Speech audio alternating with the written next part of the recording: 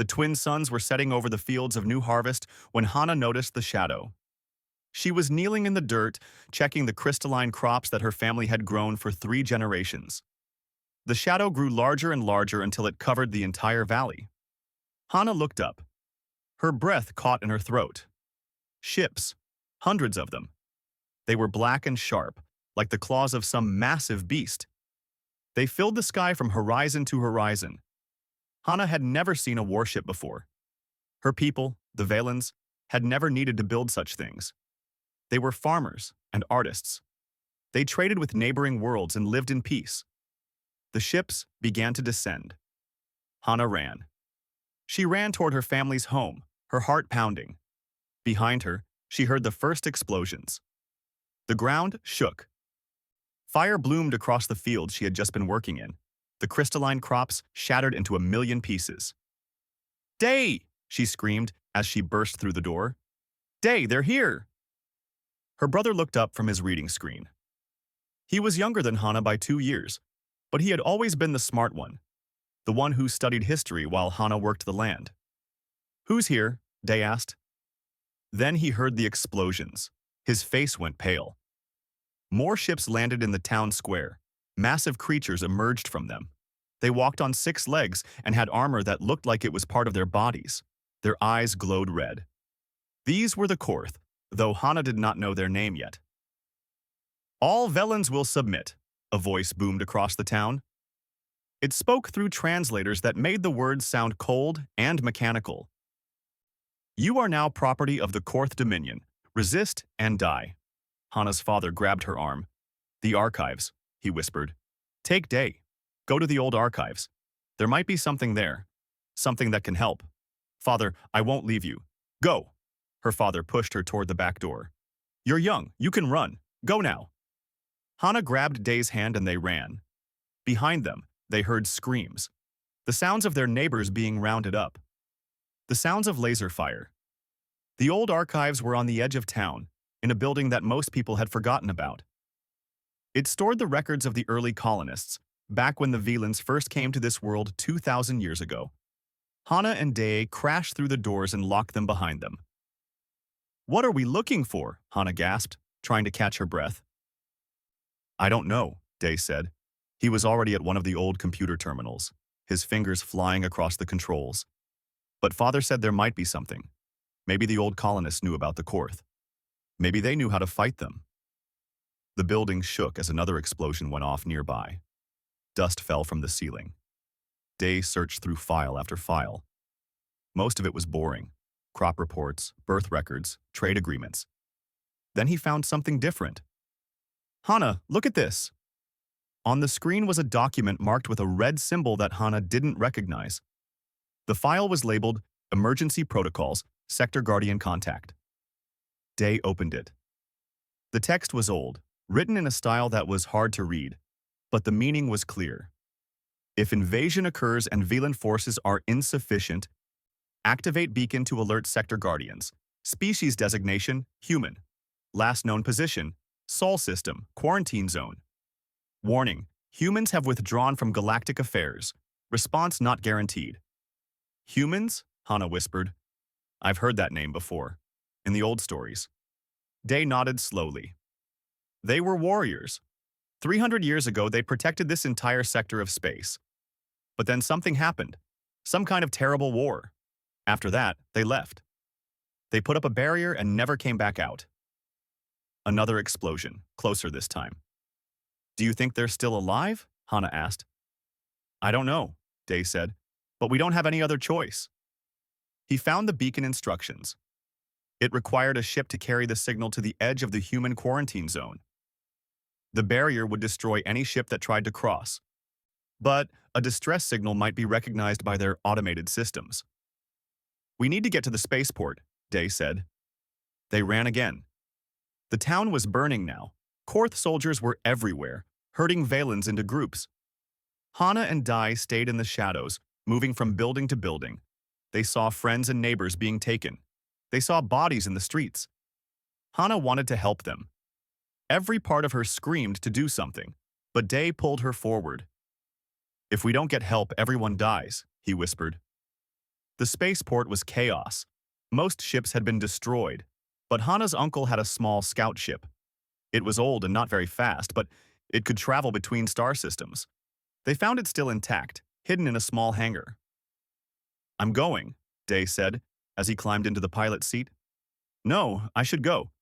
I'm older. You're needed here," Day said firmly. "You know the land.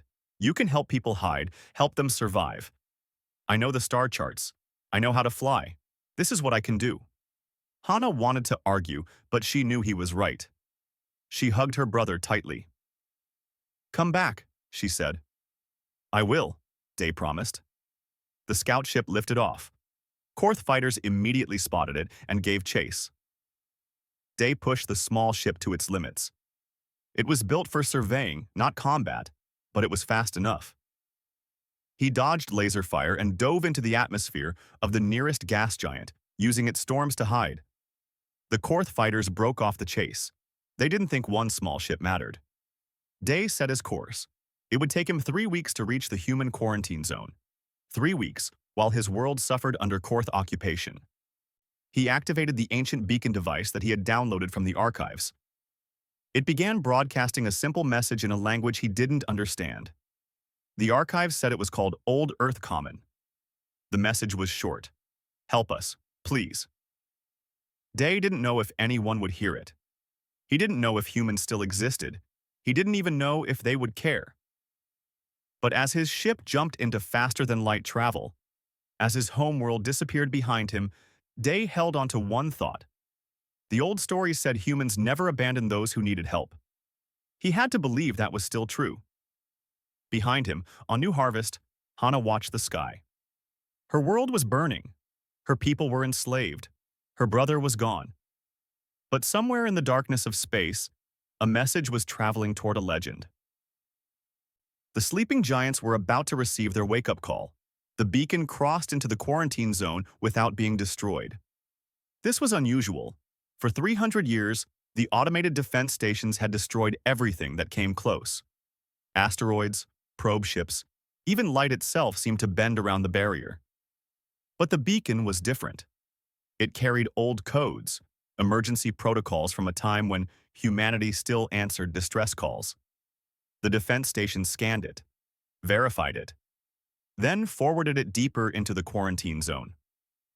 On Earth, in a fortified command center buried deep beneath the Eurasian mountains, an alarm sounded for the first time in 3 centuries. Admiral Jiwoo was in a meeting when her aide burst in.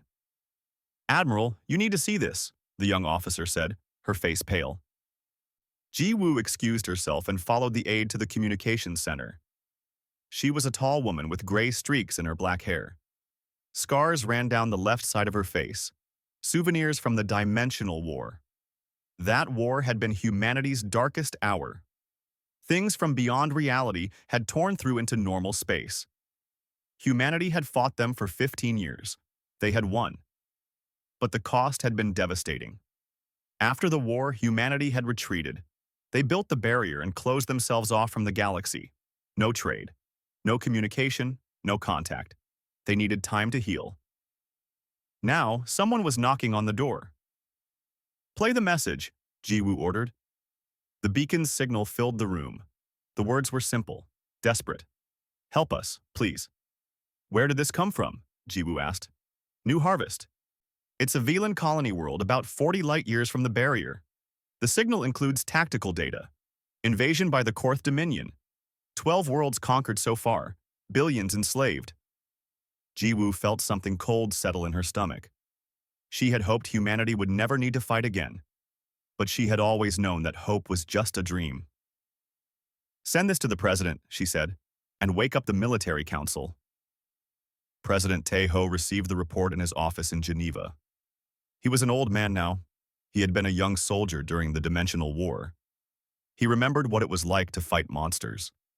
He also remembered what happened to humanity afterward. The trauma, the grief, the billions of people who simply couldn't cope with what they had seen and done. Humanity had nearly destroyed itself after saving the galaxy. The military council gathered within hours. 7 people sat around a table in a secure room. Each of them was a veteran of the Dimensional War. "We can't ignore this," said General Yuna. She was the chief of the engineering corps. "The Korth are conquering peaceful species. If we don't stop them, who will?" "Not our problem," Admiral Bo countered. He commanded the Home Defense Fleet. "We withdrew from galactic affairs. We made that choice. We can't protect everyone." "We withdrew to heal," Jiwoo said quietly. "But hiding forever isn't healing. It's just another kind of death." The debate went on for hours. Some argued that humanity needed more time. Others said that the galaxy had gotten along fine without them. A few said they should help, but only if other species joined them. Finally, President Taeho held up his hand for silence. "I was 20 years old when the Dimensional War started," he said. "I fought for 15 years. I watched my friends die. I watched whole planets burn. When it was over, I asked myself what it was all for. Why did we fight so hard?" He looked around the table. "We fought because someone had to, because the weak needed protection, because if we didn't stand up, who would?" He paused. "Those reasons haven't changed. Send a fleet. Not to conquer. Not to build an empire. Just to investigate. If the threat is real, we respond." The vote was close. 4 in favor, 3 against. But the decision was made. Admiral Jiwoo returned to her command center. She had 3 days to assemble an expeditionary force. She chose her people carefully. All volunteers. All veterans. People who understood what they were getting into. Colonel Song would lead the ground forces. He was a quiet man who rarely smiled. His soldiers called him the Ghost because he moved like a shadow. He had led special operations during the Dimensional War. His unit had survived impossible missions.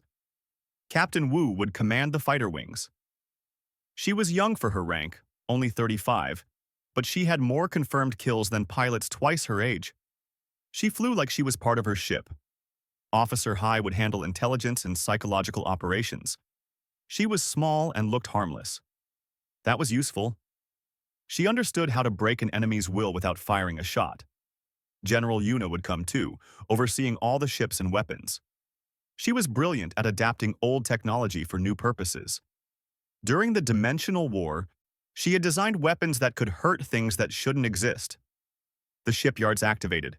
They had been dormant for 300 years, waiting. Now, massive construction bays lit up. Ships that had been in storage were brought back online. These were not normal warships. They looked organic, like they had been grown rather than built. Their armor could adapt to different weapons. Their engines didn't just move them through space, they bent space around them. Soldiers trained in combat simulators, shaking off the rust of peace. Weapons were tested. Strategies were planned. Day's scout ship was still 3 days from the barrier when the human response began. He didn't know that help was coming. He sat alone in his small ship, watching the beacon transmit over and over. "Help us, please." He thought about his sister, his parents, his world. He had no idea if they were alive or dead. On the 3rd day, his sensors picked up something.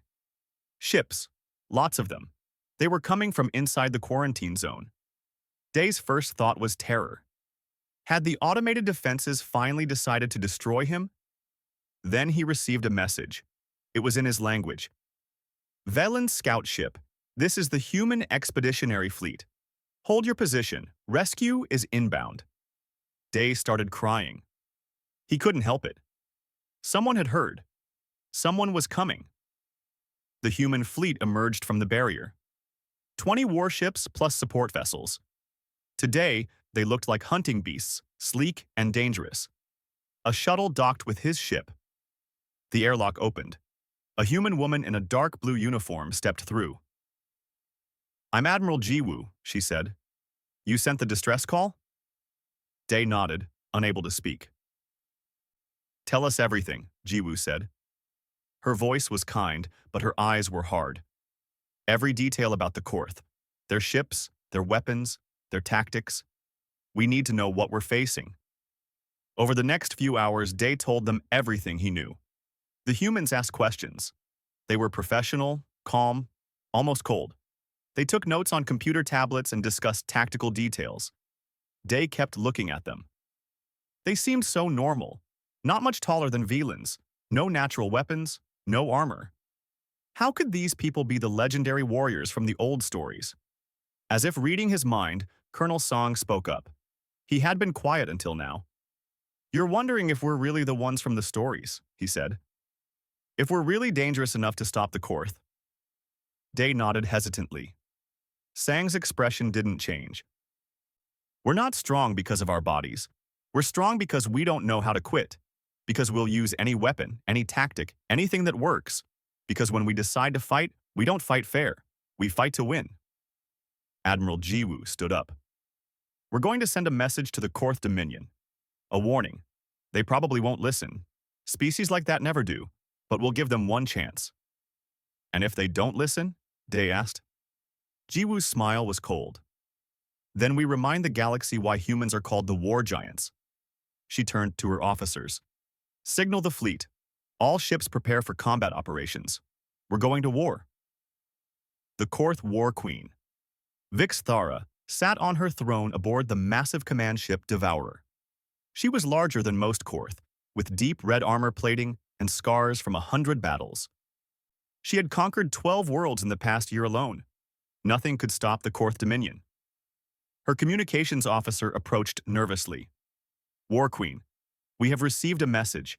It claims to be from humans. Vixathera clicked her mandibles together. The sound was like stones grinding. Humans? The cowards who ran away 300 years ago? Play it. The message appeared on the main screen. A human woman in a military uniform looked directly at the camera. Her voice was calm and professional. This is Admiral Jiwoo of the Human Expeditionary Fleet. You have invaded protected territories. You have committed atrocities against peaceful species. Withdraw from all conquered worlds immediately. Release all prisoners. This is your only warning. Refuse, and we will destroy you. The bridge fell silent. Then Vixathera began to laugh. It was a horrible sound, like metal scraping metal. Protected territories, she said. You abandoned this sector 3 centuries ago. You have no claim here. She turned to her communications officer. Send my response. The return message was broadcast on all channels so every Korth ship could hear it. Little humans, Vixthera said, her voice dripping with contempt. We thought you were dead. Your 300 years of hiding proved you are weak. We have 500 warships. We have conquered species stronger than you. Come and fight us if you dare. We will crush you. Then we will find your pathetic hiding hole and burn it to ash. She cut the transmission and turned to her fleet commanders. Prepare for battle. The humans want war. We will give it to them. Aboard the human flagship, Indomitable Will, Admiral Jiwoo watched the Korth response with Day beside her. I'm sorry, Day said quietly. She's going to attack Earth now, because of me. Jiwoo shook her head. She was always going to attack someone. Better us than more helpless colonies. She turned to her command crew. They want to see our fleet. Let's disappoint them. Activate stealth systems. All across the human fleet, ships began to vanish. Not just from sight, but from every sensor. Heat, radiation, gravitational distortion, all of it disappeared. The Korth fleet searched for them. They found nothing. Where did they go? Vixathara demanded. Unknown, War Queen. Our sensors detect no ships in this entire sector. They must be here somewhere. Find them. But the Korth couldn't find what they couldn't detect. Officer Hai sat in the intelligence center, monitoring Korth communications. She was listening to their transmissions, tracking their movements. She turned to Jiwoo on the video screen. They're scared, Hai reported.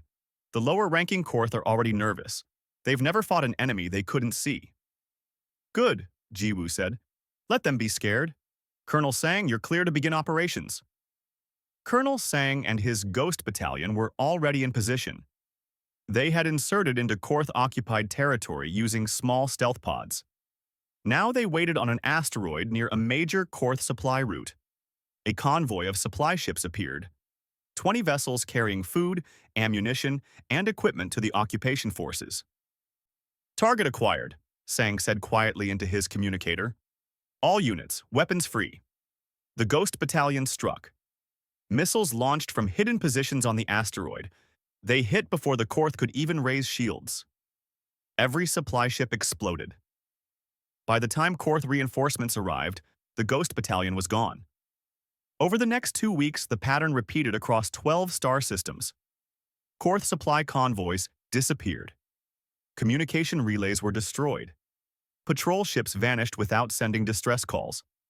Garrison commanders on occupied worlds were found dead in their quarters, killed by weapons that left no trace.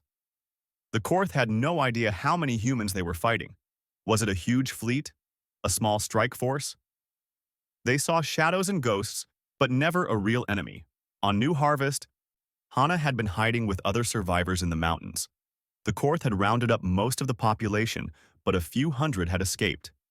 They survived on foraged food and hope. One night, Hana was on watch when she saw something in the sky. Explosions. The Korth garrison near their old town was under attack. She woke the others. They crept close enough to see what was happening. Human soldiers moved through the Korth base like shadows. They were wearing armor that seemed to bend light around them. The Korth soldiers fired wildly, hitting nothing. One by one, the Korth fell. Hana never saw the humans fire a shot. They used weapons that made no sound, no flash. The Korth just collapsed. Within an hour, the entire garrison was neutralized. A human soldier noticed Hana and the others hiding in the tree line.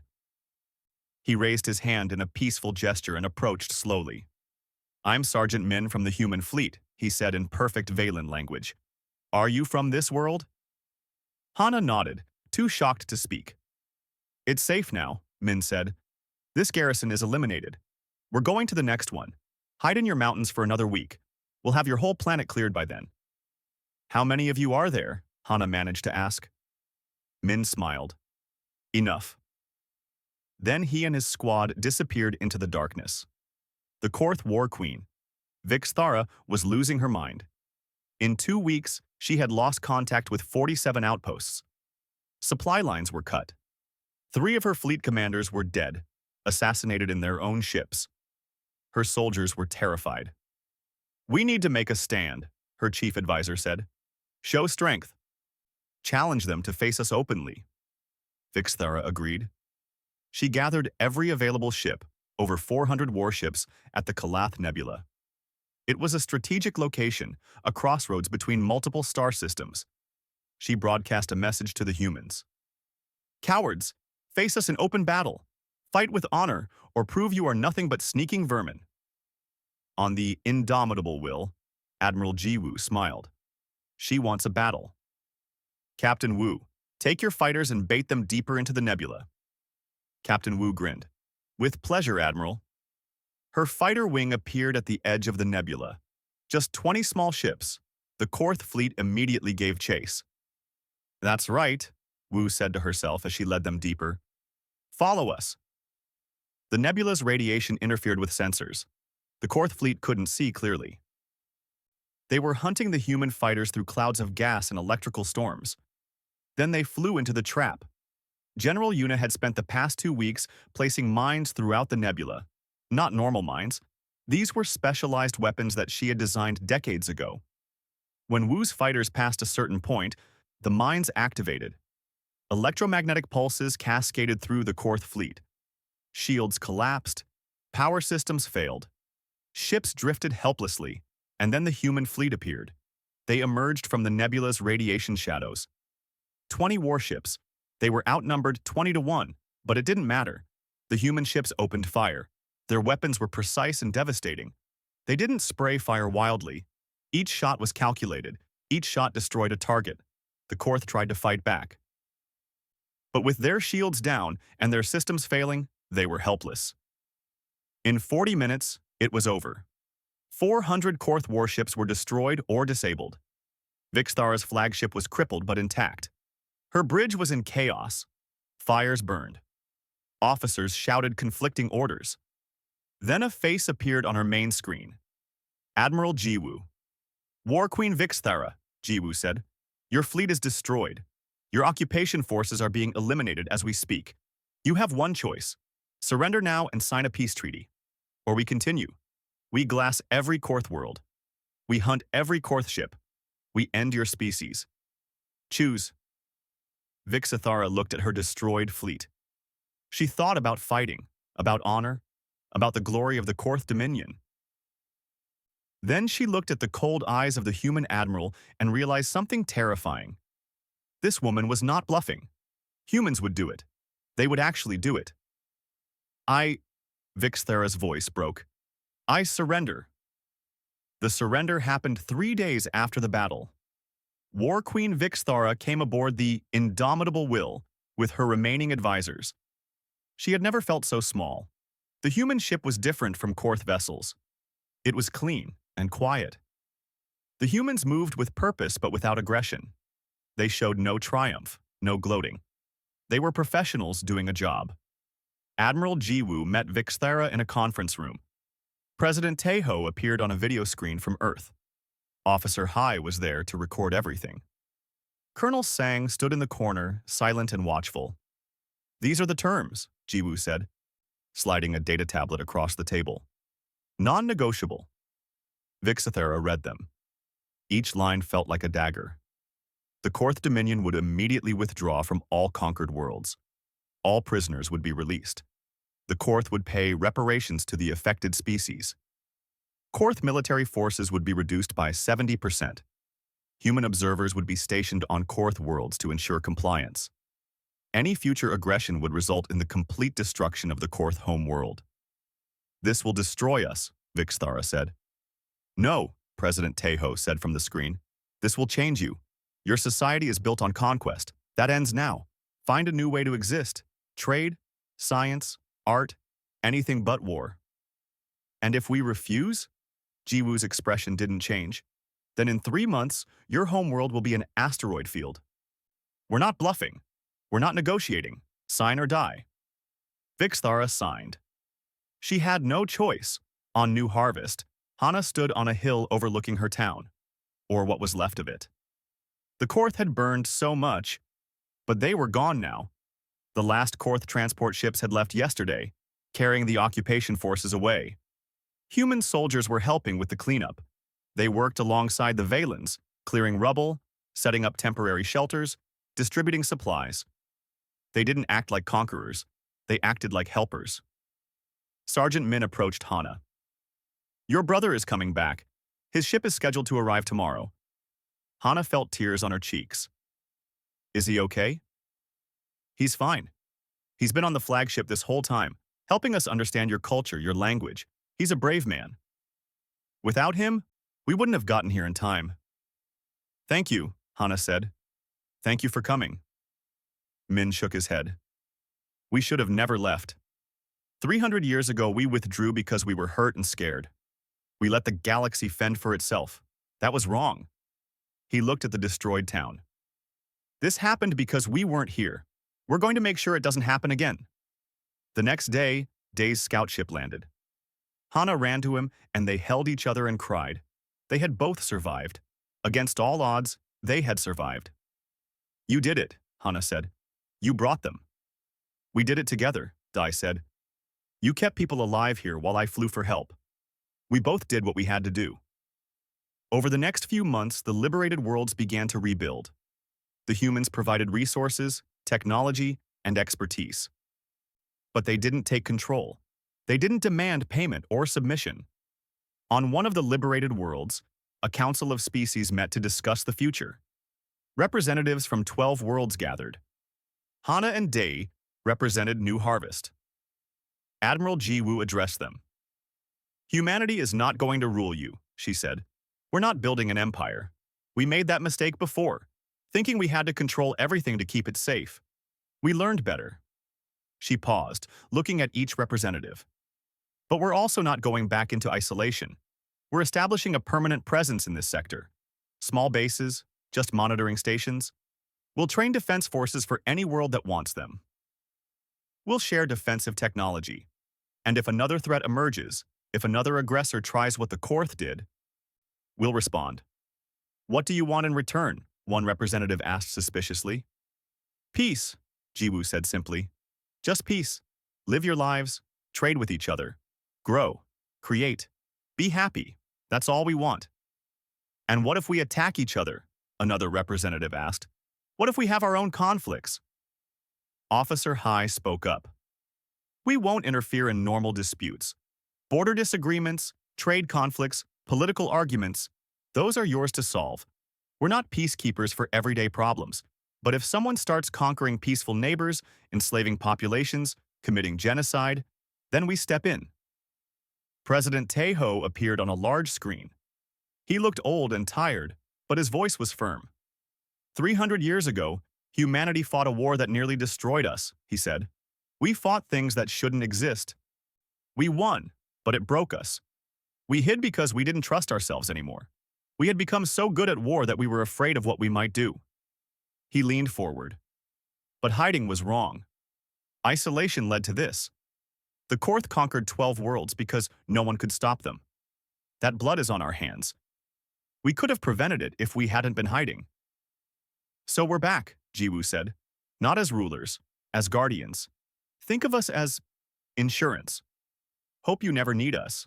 But if you do, we'll be there. The council voted. Unanimously, they accepted the human presence. Across the sector, human bases were established. They were small, barely noticeable, just a few dozen personnel each. Colonel Song set up a training academy where soldiers from different species could learn military tactics.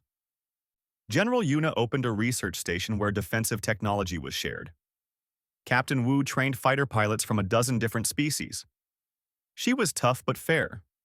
Her students learned quickly that humans didn't just win through superior technology. They won through discipline, tactics, and absolute refusal to quit. Officer High created an intelligence network. Representatives from each species fed information into a central database. If a threat emerged anywhere in the sector, everyone would know immediately. On Earth, President Taeho stood in front of the World Council. The expeditionary fleet was successful, he announced. The core threat is ended. All liberated worlds are rebuilding. We have established a permanent monitoring presence. What's the cost? A counselor asked. Minimal, Taeho said. A few hundred personnel, some ships and supplies. Nothing compared to what we spend on home defense. And the risk? Another asked. What if this pulls us into more conflicts? It might, Taeho admitted, but that's better than hiding while innocents suffer. We have power. That creates responsibility. We can't pretend we don't. The vote was close, but the council approved. The barrier would remain, but there would be doors in it now. Humanity was no longer isolated. On New Harvest, life slowly returned to normal. The crops grew again. Buildings were rebuilt. Children played in streets that had been battlefields. Hana worked her family's land.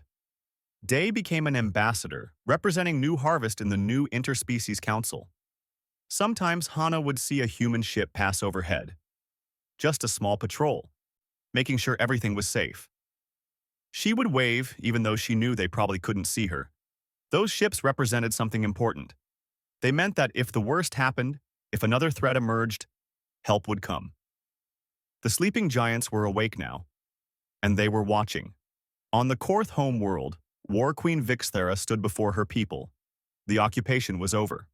The war was lost. The Dominion was broken. We were defeated, she said to the assembled crowds. We thought we were strong. We were wrong. She paused, her voice heavy with emotion.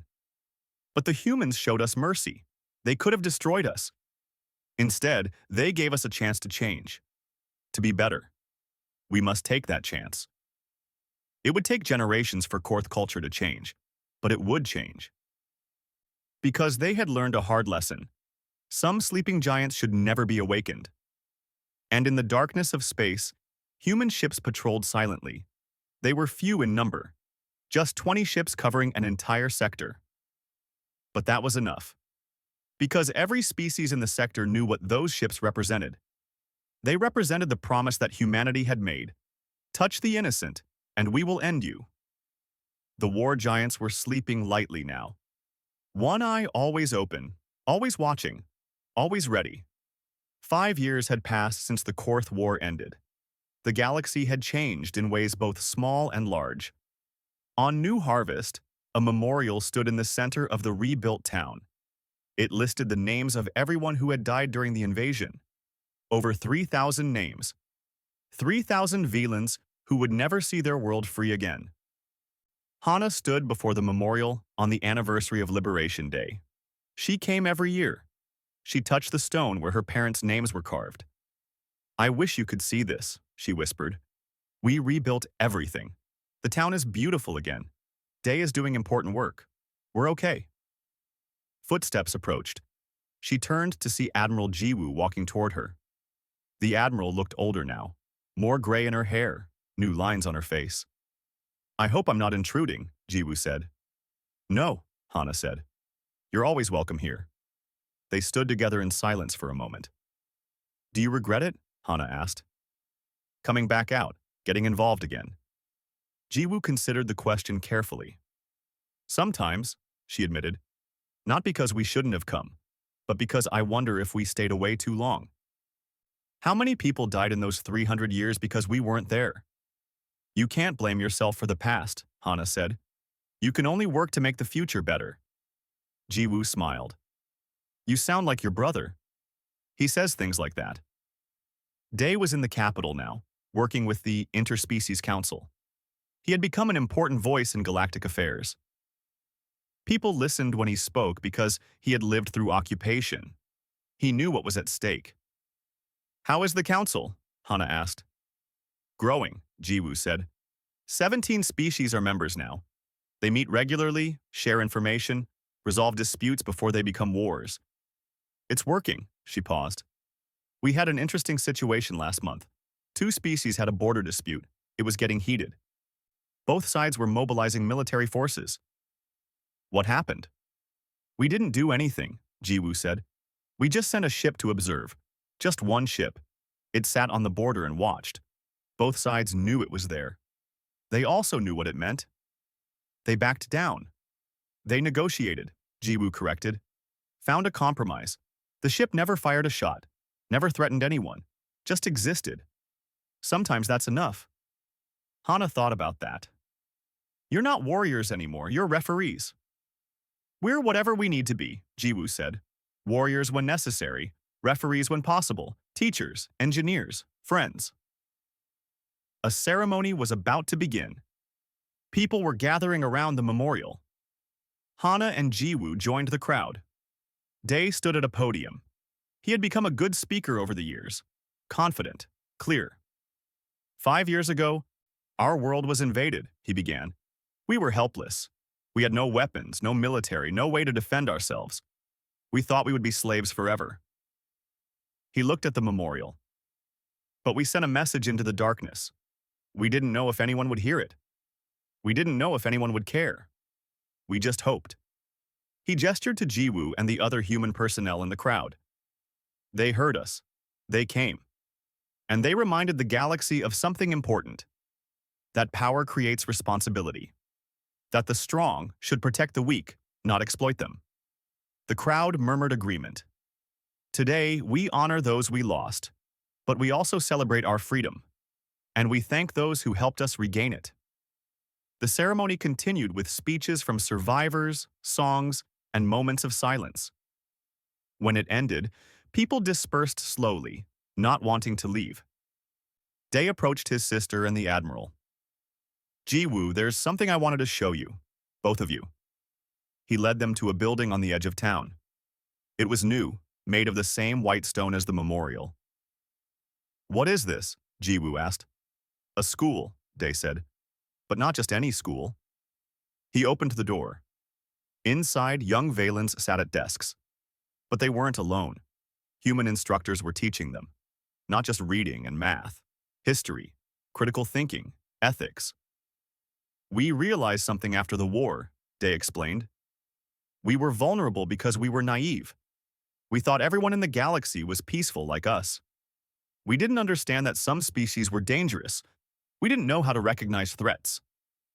He walked through the classroom. "So we're teaching our children, not just academics.